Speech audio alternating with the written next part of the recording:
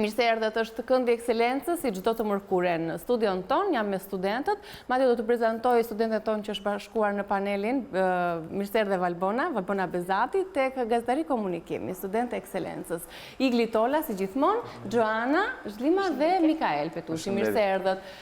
Jam tashmë me kolegët e mi, por do të presim personazhin që kemi përzgjedhur së bashku për ta intervistuar në ditën e sotme, me një reprezentojmë me anë të shënimit të Elda Lames dhe ta kemi këtu në studion ton.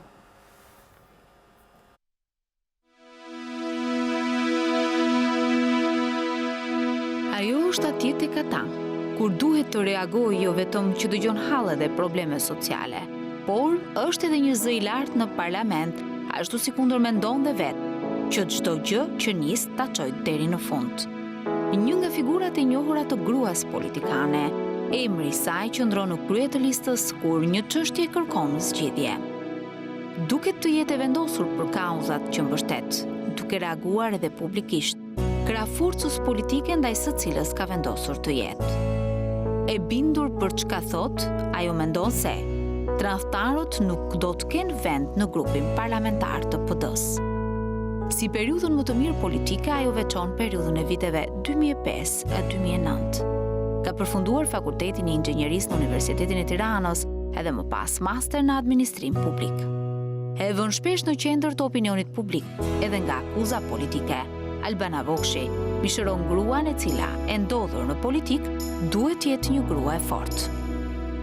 Albana Vokshi në fakt është gjithnjë në qendër të vëmendjes me debatet e saj në Kuvendin e Shqipërisë, ku jo rrallëherë është përplasur edhe me kryeministrin Rama.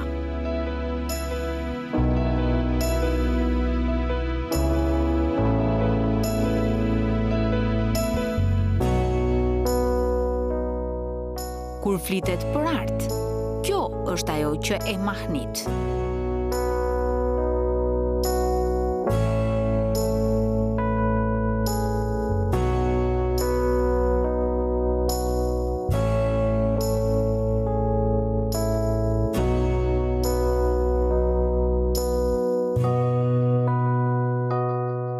E njëherë një kohë i pëlqente të memorizonte gjithçka në letër, të shkruaj dhe të lexoj janë pasionet e deputetes Vokshi. Mikesha ka.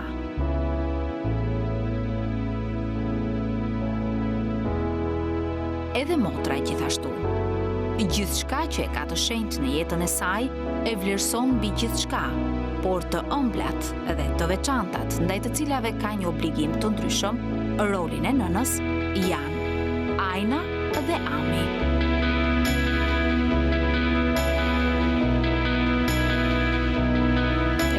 Ndjesh e lumtur të kesh dy vajza. Mirë se erdhe zonja Albana Vokshi në studion ton. Faleminderit për ftesën, faleminderit për insertin, se ishte shumë i këndshëm. Gazetare Elda Lames gjithmonë për ta prezantuar me elegancë personazhin që përzgjedhim. Ishte shumë i këndshëm. Sot shpresojmë të njohim një Alban tjetër për te deputetes, për ambicjet, për dëshirat, për pasionet, për kënaqësitë që merrni çdo ditë, për Albanën si nën. Do ta nisë Igli bisedën sot. Zonja Vokshi, pari do të falenderojmë që jemi pjesë e jone që pranon ftesën tonë. Duke qenë se jemi në një ambient studentësh, studentësh ekselent, pyetjen doja ta nisja duke u kthyer pas në kohë në periudhën e studimeve tuaja. Ju keni studiuar, siç u përmendën, në insert për inxhinieri dhe më pas keni zhvilluar një master në University of Columbia. Si do ta krahasoni këtë kalimin nga sistemi shqiptar në sistemin amerikan? Si ajo kujtoni me mallëngjim atë periudhë studime, si qëndron kjo pjesë te ju? Atëherë, unë mbaj mend që kur kam qenë duke plotësuar kërkesat për në universitet, mbaj mend që babai, i cili ishte profesor, jepte në 2 deg të ndryshme të inxhinierisë, duke ditur dhe ngarkesën shumë të madhe që kishte inxhinieria, gjithmonë thoshte po zgjidh diçka tjetër. Zgjidh diçka më të lehtë, domethënë që të jetë për vajza. Diçka sociale. Jo, unë do aplikoja për biokimi, ka qenë një nga degët që sapo u hap në atë kohë, me që kisha dalë edhe e para në Olimpiadën e biologjisë në Tiranë, edhe kjo më shtyu që të aplikoja për biokimi. Por degën e dytë po mendoja që ta vija një prej degëve të inxhinierisë. Sapo kishte disa vite që ishte hapur Fakulteti i Inxhinierisë Tekstile. Duke pasur parasysh që neve duhet të firmosnim edhe një letër tjetër shoqëruese që neve do shkojmë atje ku na caktonte partia. Pra nuk ishim të drejtë zgjedhje për sa i përket vendit të punës, po mendoja që kush është ajo dek të paktën që nuk do më çojë në fshatrat më të largët dhe të thellat të Shqipërisë, dhe mendova që inxhinieria tekstilit të paktën kishte disa kombinate, që ishte njëri në kombinatin këtu në Tiranë, tjetri ishte në Berat dhe tjetri në Korçë. Mund mos isha në Tiranë, por të paktën do isha në një qytet. Po e thon duke bërë shumë fobi nga fshati domethënë. Jo, s'është larg nga familja. Neve nuk ishim mësuar që të largoheshim shumë nga familja, mbase sepse edhe babai ka qenë pak a shumë, mund të them, me plot gojën, fanatik. Dhe nuk para kishte qef të daljet për sa i përket aktiviteteve shoqërore, po për sa i përket shkollës, trajnimeve, kurseve, asnjëherë nuk na ka penguar për asgjë, përkundrazi ishte shumë nxitës. Dhe kjo ishte arsyeja që unë zgjodha inxhinieri tekstile të dytën, ndërkohë që babai im, Sadiku, insistonte, thoshte që mos shkon inxhinieri se është shumë e vështirë. Por si shduket me atë entuziazmin e të rinjve, unë i thoja gjithmonë që kur e ke bërë ti, pse mos ta bëj unë? Kur je ti pedagog, pse mos bëjmë unë nesër pas nesër pedagog, mbase shumë vetë thonë që unë i ngjaj nga disa aspekte babai, kështu që kjo ishte arsyeja që unë aplikova, zgjodha domethënë zgjedhjen e dytë për inxhinieri tekstilin. U pranova për inxhinieri tekstili dhe mund të them që ishte vërtet shumë e vështirë. Inxhinieria është shumë e vështirë dhe unë mbaj mend që kishim një profesor shumë interesant, Taxhedin Baholli, i cili sa herë që futej për të bërë mësimin, thoshte, a e dini ju që profesioni i inxhinierit është profesioni më i mirë në botë, sepse një inxhinier mund të bëjë çdo lloj profesioni tjetër. Një inxhinier mund të bëjë ekonomisti, një inxhinier mund të bëjë politikanin, një inxhinier mund të bëjë çdo lloj. Ndërsa profesionet e tjera nuk mund të bëhen asnjëherë ta bëjnë profesionin e inxhinierit. Mbasi ka qenë kjo ajo arsyeja që unë nisa si inxhiniere, mendoja që të bëhesha inxhiniere ose në rastin më të mirë të mbahesha pedagoge, duke menduar që do mësoja, dhe unë vërtet kam dalë jo për të lëvduar, po unë i kam pasur të pothuajse të 5 vitet me 10. Vetëm vitin e parë, si duket ai ndryshimi, i kam pasur vetëm 2 nënta, 2 provimet e para, ndërsa 4 vitet e tjera i kam pasur. Jemi të gjashtë ekselente. Prandaj ndije mirë që jam mes jush, por ndodhi ajo që unë nuk e prisja. Kur mbarova universitetin, që tha që isha me diplomë shkëlqyer, të shkruar madje në diplomë shkëlqyer me mesatare 9.8 a 9.9, kisha aplikuar për një vend që ishte i hapur vakant për asistente profesore në fakultetin tim, por dekania në atë kohë e fakultetit vuri një kriter që duhet jetë djalë. Do me thënë ishte një kriter diskriminues, absolutisht i papërshtatshëm, por kjo si duket përcaktoi edhe udhëtimin tim, përcaktoi atë që unë të mos vazhdoja në inxhinieri, pastaj gjeta një punë më njëherë sa mbarova shkollën operatore, hidhja të dhënat e kadastrës italiane, thjesht për të zënë kohën, për mos ndënjur tërë kohën në shtëpi, dhe pastaj fillova punë specialiste në kryeministri e tjerë. Ne qemi dhe në aspektin personal, do doja dia ose edhe publiku do ketë interes, çfarë mund ta ekspozoni nga fëmijëria juaj? Ka qenë një fëmijëri me vështirësi, ka pasur sakrifica, e lumtur, relativisht e qetë, çfarë mund ta ekspozoni pak nga fëmijëria juaj? Nga fëmijëria, unë mund të them që po, ishte një fëmijëri e qetë, ishte e njëjtë si të gjithë fëmijët e tjerë. Atje ishim të gjithë të varfër, të gjithë të barabartë. Të barabartë në varfëri, domethënë. Të barabartë në varfëri, absolutisht. Domethënë, atë që kisha unë, kishte çdo fëmijë tjetër, dhe nuk kishte fëmijë të tjerë që përveç fëmijëve të bllokut, sigurisht domethënë, të fëmijëve të Komitetit Qendror apo të Byros Politike, të cilët jetonin brenda bllokut dhe ishin si të shkëputur prej nesh, por të gjithë shoqëria ime ishim njësoj të varfër. Të gjithë vishnim ose këpucë që ishin të shtrëmbëruara, ose mua më ka rastisur, dhe shpeshherë e kujtojmë, nga që ishim 4 fëmijë, Dhe sigurisht, me 4 fëmijë, mamaja ime që punonte te artistike Migjeni detyroi që të punonte edhe natën, dhe shpeshherë ndihmonim dhe ne për të bërë triko ose çorape. Kam ditur të punoj shtiza, i bëja vetë. Tani jo nuk punoj. Tani po t'i rikthehem mbase po punonim edhe natën në mënyrë që të merrnim pak më shumë të ardhura në familje, sepse babai ishte i vendosur që të 4-vet na bënte me shkollë të lartë. Dhe ka insistuar shumë, na ka ndihmuar shumë dhe në fakt një prej arsyeve që ne të 4 kemi mbaruar shkollën dhe të 4 shumë mirë është prej babait. Kështu që më qëllonte shpesh herë, në qënë se të ardhurat nuk dilnin, shpesh herë ne detyroheshim të merreshim dhe borxh në fund të 2 javë apo në fund muaj, dhe shkonim, kam mbaj mend, kishim një komshie në katë të tretë, ishim pak më të mirëqenë, sepse të dy ishin në punëra më të mira dhe merrnim në 500 lekë, në 1000 lekë. Për shtyr muaj. Për shtyr muaj. Dhe shpesher detyrohesha që të merja xhupin e përdorur të motrës sime. Kanë qenë ca xhupa roz, po brenda me një pellush blu. Dhe kur e merja unë, kur e merrte motra e dytë, e kthenim mbrapsh. E kthenim nga bluja dhe roza binte brenda. Kur vinte te unë, i binte që të kthej edhe një herë mbrapsh, domethënë, dhe shkoja prapë te ngjyra që kishte. Pra, që sot unë mund të e bluja. Jo për çudi. Ndoshta aty ka qenë fila që vjen sot në krahun e djathtë. Barazitarizmi i socializmit u bëri. Ajo, thash që neve ishim të gjithë njësoj, ishim të gjithë të varfër. Mbaj mend që babai shumë rrallë fliste ndonjë fjalë për Enver Hoxhën, sepse kishte frikë se mos si fëmijë të vegjël që ishim do dilnim jashtë, do t'i tregonin fëmijëve të tjerë, fëmijët e tjerë do t'i tregonin baballarëve të tyre që mund të ishin sekretar të partisë. Mbaj mend që babai kishte, nga që ishte inxhinier, kishte bërë dhe një antenë që ditën e kthenim ashtu siç duhej, ndërsa natën ne kthenim nga italiani, se bërë një grup të vogël për ta sjell sinjalin akoma më mirë, po i bënte gjithë vetë, domethënë, dhe neve natën dilja unë e ktheja, rrotulloja antenën që shihnim ato kanalet e italianit apo të jugoslavit. Pra, nuk mund të them që ka qenë një fëmijëri ndryshe nga të tjerët. Sot si janë fëmijët, ose raporti që keni me vajzat, sepse në përfundim të insertit ju pam që edhe u emocionuat, çfarë marrëdhënie keni me vajzat dhe çfarë keni marrë nga nëna juaj për të qenë dhe ju një nënë e përkushtuar ndaj vajzave tuaja? Atëherë,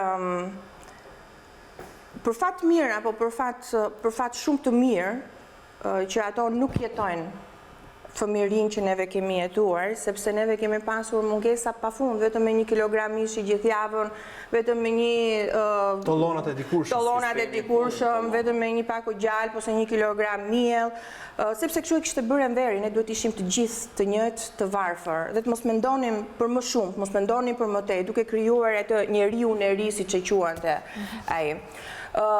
Tashmë fëmijët jetojnë në një botë krejt tjetër. Mund të them, nuk di sa mirë është, po fillojnë me celularin, me iPadin, televizorin. Dhe ajo keqardhja ime më e madhe është që po largohen gjithnjë më tepër nga libri. Që neve kemi pas lexuar shumë, mundoheshim gjenim dhe ato libra që quheshin dikur librat e verdh, të ndaluar. Por që jetojnë në një botë krejt tjetër dhe për fatin e keq mbase edhe neve nuk i tregojmë aq sa duhet të kaluarën e gjithë shqiptarëve.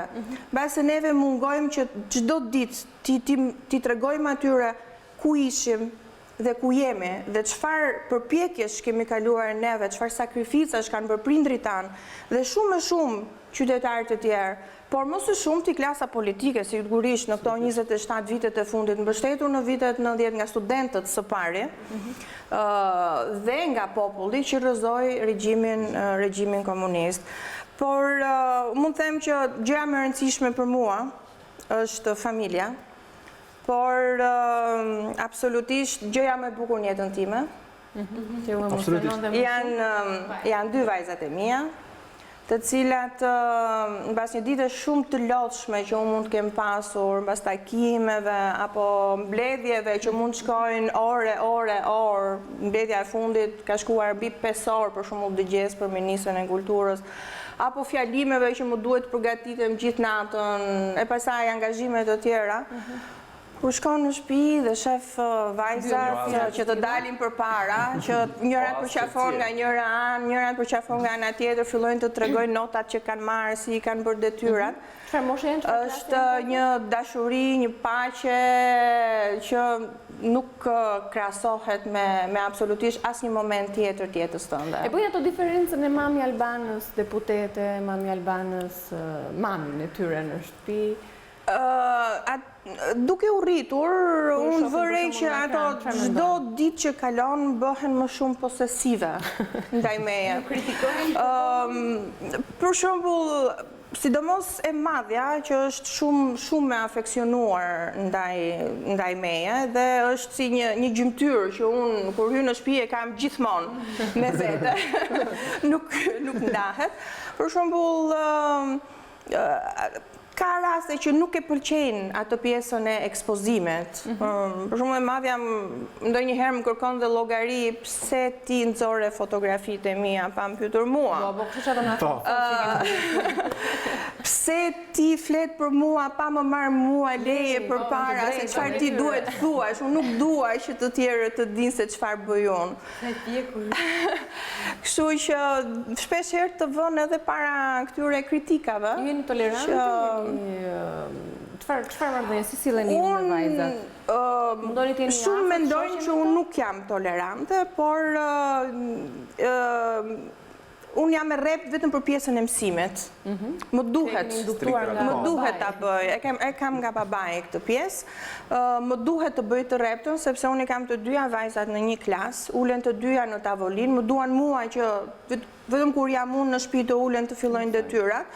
Dhe ndërkohë që unë mundohem që ti tregoj si bëhet një ushtrim apo një problem, ka një ngarkesë të lahtarshme, të themi të drejtën.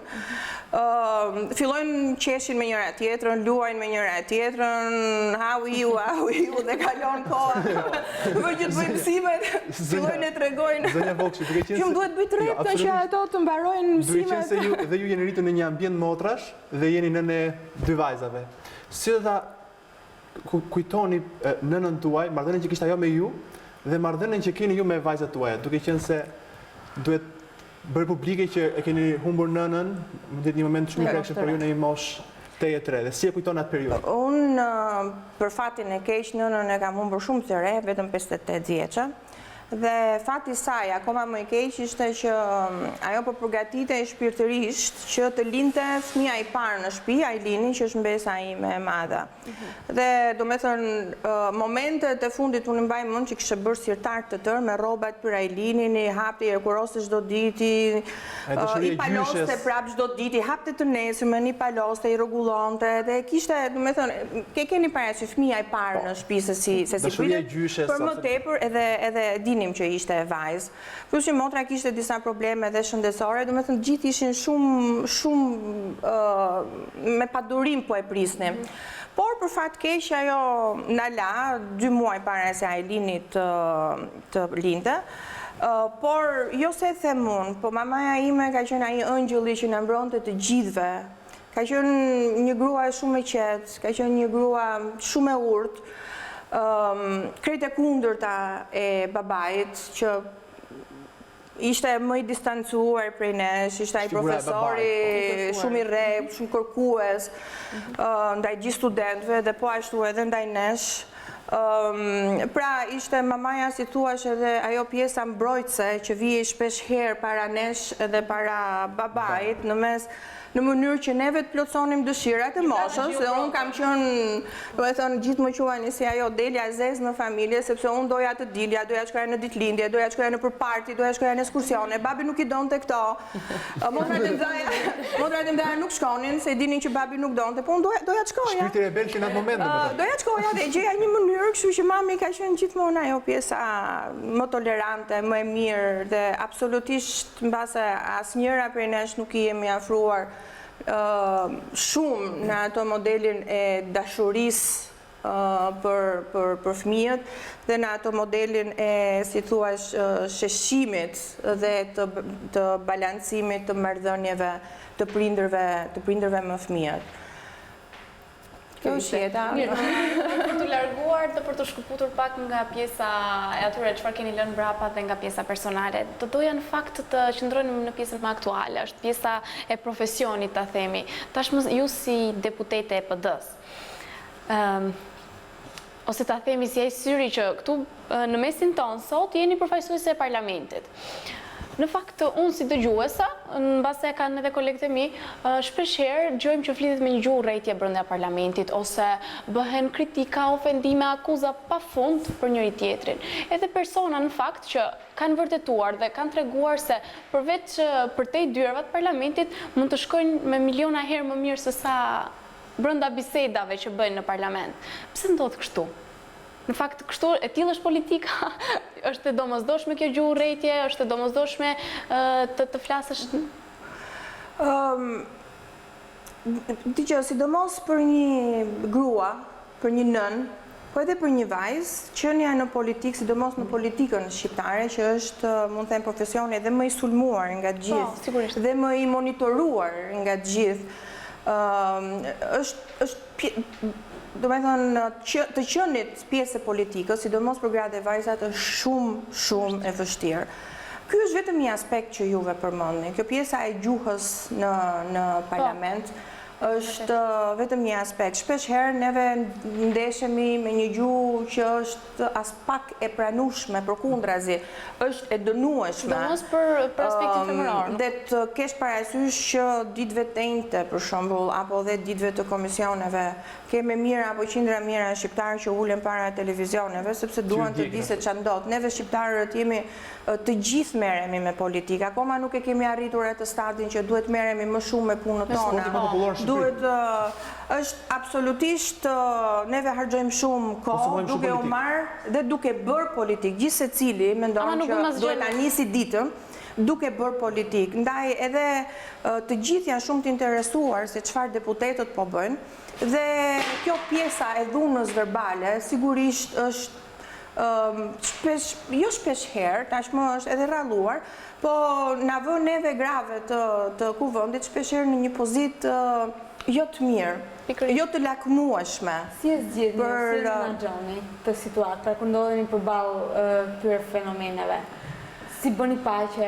Ose e keni pranuar apo vazhdoni ta luftoni? Atëherë, përsa neve nuk është se s'kemi reaguar me aq sa kemi mundur apo sa na është dhënë mundësia, e kemi diskutuar edhe në aleancën e grave që paktën ka qenë shumë funksionale në 4 vjeçarin e fundit, që neve duhet të gjejmë një mënyrë dhe duhet t'i themi liderëve të partive që të insistojnë që një gjuhë e tillë është e papranueshme. Unë personalisht them që ka ardhur duke u zvogluar si fenomen për sa i përket dhunës verbale. Kam përshtypjen që pak të ky sesioni i ri ka filluar krejt ndryshe. Jo, më i qetë, nuk e kemi atë dhunën verbale. Unë personalisht, po jo vetëm unë, pothuajse të gjitha gratë e deputetet të legjislaturës së kaluar, jemi ndeshur përballë përçmimeve, qoftë edhe nga kryeministri, ministra apo deputetët e tjerë, apo për gjitha gratë, do me thënë jemi ndeshur në një mënyrë apo në një tjetër. Unë kam reaguar, i kam kërkuar kryeministrit që të mos e përmendi. Zonja Vokshi, që me qim se jemi të marrëdhënia juaj me kryeministrin, duket se përveç asaj pjesës të rrëzuar, duket se kryeministri thellë ka një afeksion ndaj jush, shpeshherë duke ju cilësuar dhe si Pamela Andersonin e parlamentit. Si komentoni këtë situatë? Atëherë, kur e tha për herë të parë këtë punën e Baywatchit e Pamela Andersonit, unë mbaj mend që sapo isha kthyer nga një tur që bën bashkë me Forumin Rinor dhe antarët e Partisë Demokratike tek vendet e përmbytura, nëse mbani mend, ishte gjithë pjesa jugore, Vlorë, Tepelen, Përmet, Fier, që kanë qenë krejtësisht të përmbytura. Dhe realisht bashkë me Forumin Rinor, neve morëm shumë ndihma që i mblodhëm nga biznesmen apo nga simpatizantë e antarët Partisë Demokratike, dhe kemi shkuar dhe i kemi dorëzuar dhe i kemi shpërndar në një moment që Partia Socialiste dhe qeveria nuk ishte fare, as nuk ishte dukur, as nuk ishte mbledhur Komiteti i Emergjencës, as nuk ishte shkuar asnjëherë Edi Rama. Dhe duke pasur parasysh që neve kishim bërë një hap, kishim qenë pranë njerëzve, kishim edhe debatuar, kishim kërkuar kryeministrit që të reagonte dhe të shpallte gjendjen e emergjencës në formën ashtu siç e bën ai gjithmonë, domethënë atë pjesën e intrigantit, më falni që i them, ai e ka domethënë shumë të theksuar për të nënvlerësuar atë që bëjnë të tjerët apo për të anashkaluar një veprim. Që ka pëlqyer si veprim, si krahasim. Po nuk ka të bëj. Ai, do me thënë, gjithë qëllimi i tij në ato momente ishte që të kalonte gjithë problematikën që gjithë problematikën që ai po haste me shpalljen apo jo dhe me reagimin e qeverisë ndaj përmbytjeve. Dhe nëse mbani mend, ai e ka përmendur, do me thënë Pamelën, e ka përmendur edhe disa herë të tjera, por i ka përmendur në momente të veçanta, kur unë kam bërë denoncimet për koncesionet e shëndetësisë, kur unë kam folur për check-upin, kur unë kam folur për hemodializën, kur kam folur për problemet të tjera të shëndetësisë, për mungesën e barnave, për mungesën e shërbimeve, dhe për të hequr vëmendjen nga gjithë problematika që unë apo antarët të tjerë të Partisë Demokratike po prezantonim, kërkesa e llogarisë apo denoncimet që quam edhe në prokurori, për të hequr vëmendjen nga kjo çfarë bën, fut një batut me Pamela, edhe tani harrohet se njerëzit merren me batuta, por më tepër media që në një mënyrë apo në një tjetër është krejt e kontrolluar, pothuajse prej në një pjesë e madhe prej tij, ato përçonin. Nuk merreshin më me pjesën e koncesionit, po merreshin me një batut, apo me një emër, apo me një krahasim që bërë. Do me thënë janë ato triket prej intriganti, ato triket e ti, do me thënë... Ishte të fakti pse zgjodhi Pamelën dhe jo një emër tjetër. E shpjegova, se ishte pjesë e përmbytjeve, që Gjoja kishim shkuar për të shpëtuar njerëzit, sikurse edhe në Baywatch që shpëtonte. Zonja Vokshi, kolegu foli për sferën e kundërshtarit, kurse unë dua të fokusohem pak tek sfera e brendshme. A mendoni ju se zoti Basha është lider i dur për Partinë Demokratike? Flas këtu për ai delegon ai detyrat dhe ai koordinon ai aktivitetet e partisë në mënyrë më të mundshme? Pra, mendoni se zoti Basha është lider me idej? Atëherë, para se ti përgjigjem kësaj pyetje, dua t'ju them që unë zotin Basha e njoh shumë përpara se personalisht, e njoh shumë përpara se sa të ishim deputet në Kuvendin e Shqipërisë. Kemi punuar në qytet të dy në Kosovë në vitet 99-2000, ndërkohë që unë punoja vitin e parë me UN-in, me UNDP-n dhe 2 vitet e tjera me USAID-in, por e kam nisur si si specialiste, pastaj koordinatore e buxhetit. Zoti Basha ka qenë një prej shqiptarëve të vetëm që erdhi në krye të pillarit të Justice, pra të drejtësisë në UN, dhe pati një performancë absolutisht të shkëlqyer, pra nuk e thonim ne, e thonin të huaj dhe e thoshte edhe performanca e zotit Basha në punën e tij, ka qenë numër 2-shi i pillarit PD. Pra, kur zoti Basha vendosi që të lindte një punë absolutisht shumë të mirë dhe të mirë paguar, këto janë foto të kopit. Ishte në vitin 2005 kur zoti Berisha vendosi të krijonte Komitetin e Orientimit të Politikave me profesionistë, me ekspertë të fushave të ndryshme, kemi qenë 40, dhe zoti Basha ishte koordinator i kopit, dhe sigurisht puna që ai bëri për koordinimin e të gjithë ekspertëve të fushës, jo vetëm me eksperiencë brenda, por edhe sidomos me eksperiencë jashtë Shqipërisë, pra gjithë kishim ardhur për të dhënë eksperiencën më të mirë. Kur mua më ka ftuar zoti Berisha që të jem pjesë e kopit, unë punoja në Afganistan me USAID-in. Kemi dhe disa foto për të sjellë ato. Para kësaj kam punuar pra në Kosovë dhe unë kam hyrë në 99-ën bashkë me trupat e NATO-s, domethënë sa u çlirua Kosova. Dhe nëse është ajo foto aty kemi hyrë bashkë me tankset e NATO-s, kemi hyrë me rroba kështu me fully armored, domethënë nga këto si quhen këto rroba, veshjet antiplum.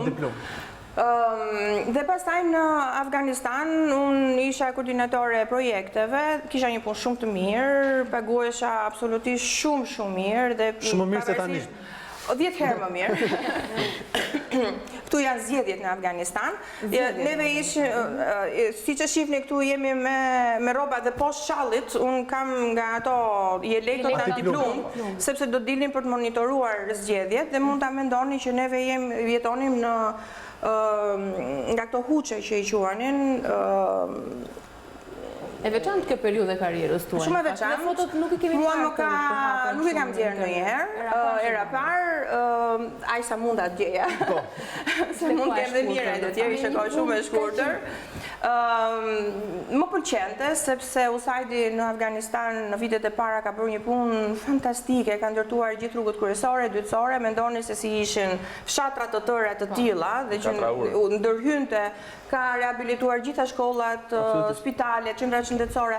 Pra ishte një punë mua më pëlqente dhe pastaj të ardhurat ishin shumë të mëdha.